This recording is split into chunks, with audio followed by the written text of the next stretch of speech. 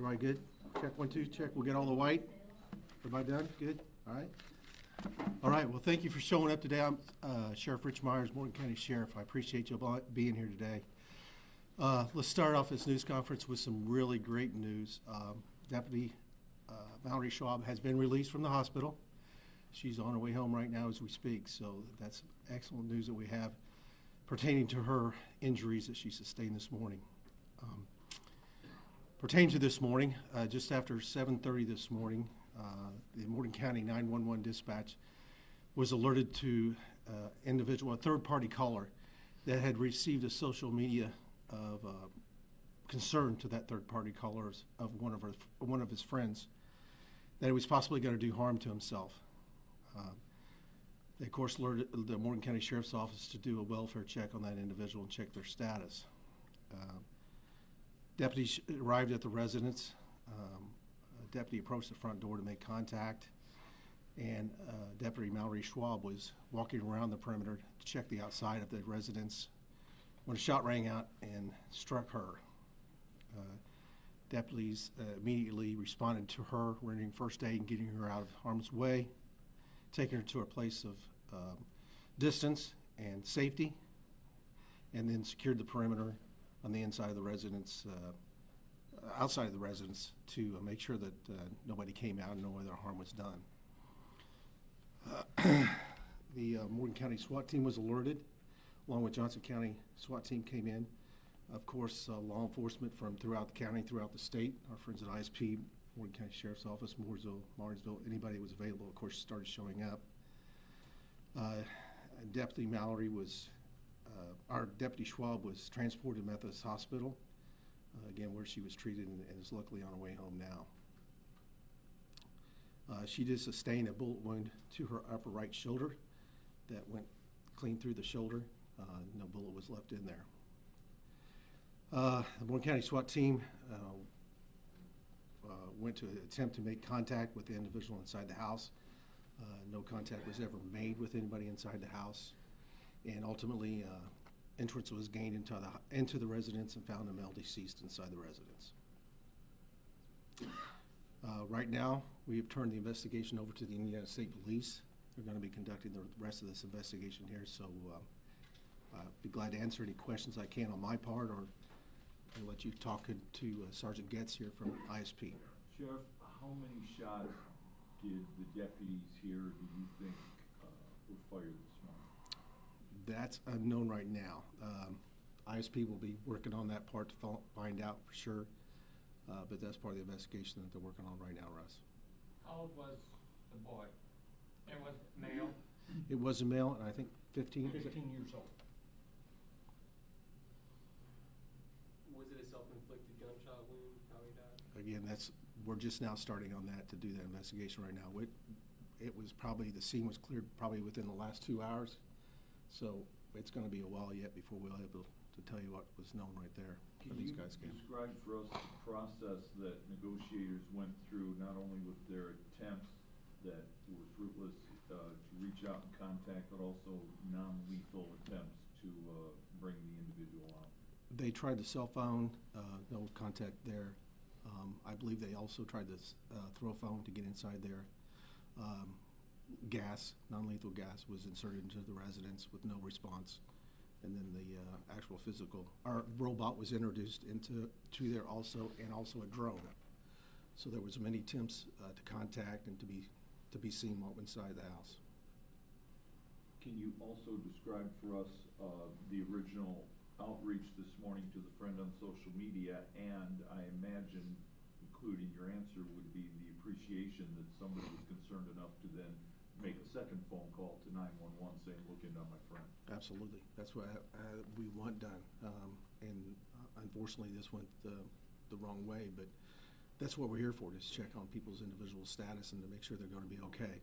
The actual post, I'm not sure what it was. I was just told that it was a concerning post that they had posted, and that the deputies went to check on him and make sure he was all right. But again, that's what we're here to do. That's what we do many times a day, many times a week, is check on people's welfare. And ultimately, unfortunately, this did not go the way we wanted. Yeah, how difficult is it to have a teenager in crisis and, you know, your officers, your deputies go to try and help, and then the end result, unfortunately, is that teen's life lost and a deputy injured. Yeah, and there's many questions that we don't know, unfortunately, what the past was there, and hopefully through this investigation with the ISP, we may be able to learn something on that. But you don't know what people's lives are going through every day. Your life, my life, everybody's life that we encounter, or what they're going through. So unfortunately, you're kind of given a task and a detail that you're already behind the 8 ball because somebody is calling out for help and they're in distress, and we're there to help. But have a young man do this is distressful for everybody involved, for the officers, for One of the all of the neighbors EMM. lamented to us, he said, in his words, that it's unfortunate that a youth having a very stressful day had access to a gun. Can you respond to that? I don't know where the gun came from or how he accessed the gun. Obviously, if it was a self-inflicted gunshot wound that he ended his life with, that is terrible in itself. But I can't address how the person died. So did your deputies return fire once No. you fired from the house? No, there was no shots fired from our side, Where was he found in the house? and I don't know that either. At this time in the course of our investigation, the scene hasn't been cleared. The investigatory phase has been started once the barricaded situation had found its resolution. Detectives from the Bloomington Post then initiated their investigation. What I can tell you is he was found in a bedroom. Again, First floor or we are, second floor? pardon me? First floor or second floor? I'm not sure. It is a bedroom. Our investigators are still on scene now.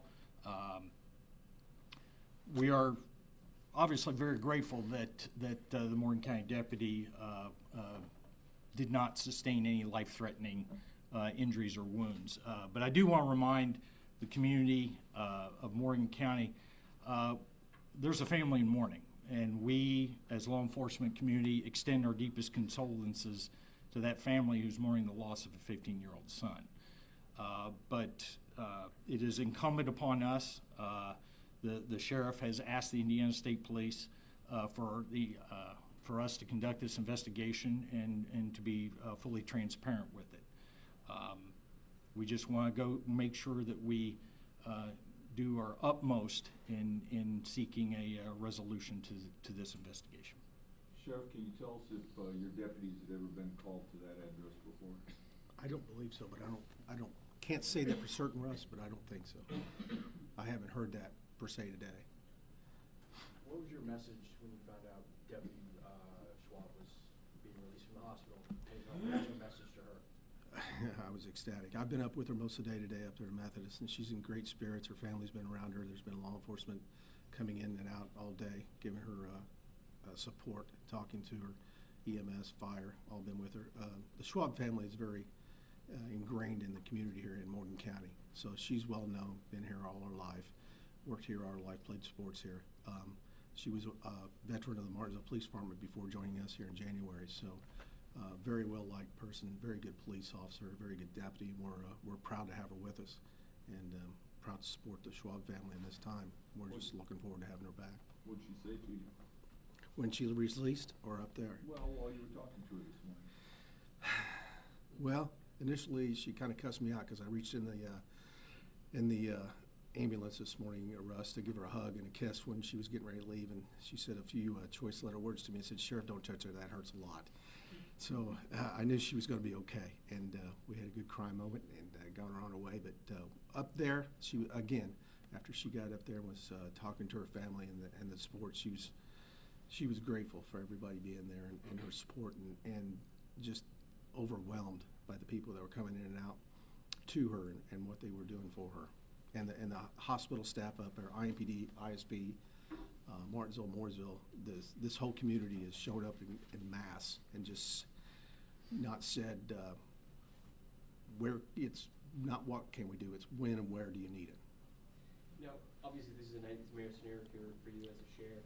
What are your thoughts around how your deputies and the other deputies on scene responded to fellow law enforcement officer getting shot, getting her out of there in a quick manner, and then securing the scene? Oh, I knew that was gonna happen. Anything that happens in this community, we're gonna respond that way. I absolutely, all this whole county and this state is law enforcement proud. And I knew that we would have tons of law enforcement up there and fire and EMS to do what they could do. And it was just as I thought it would be. Anytime that we're in a crisis, we just reach in and pick each other up and go.